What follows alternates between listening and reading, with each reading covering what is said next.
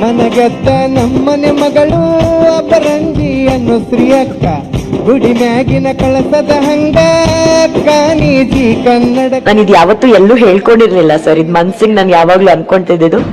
ನಮ್ಮಮ್ಮಂಗ್ ಇಬ್ರೇ ಮಕ್ಳು, ನಾನು ನನ್ನ ತಮ್ಮ.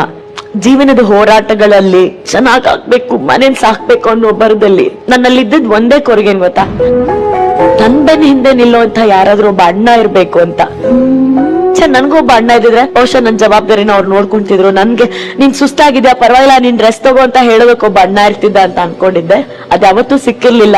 ನನ್ ದೇವ್ರ ಇವತ್ ನನಗ್ ಕೊಟ್ಟಿರೋದು ಶಿವಣ್ಣ ಅನ್ನೋ ಅಣ್ಣ.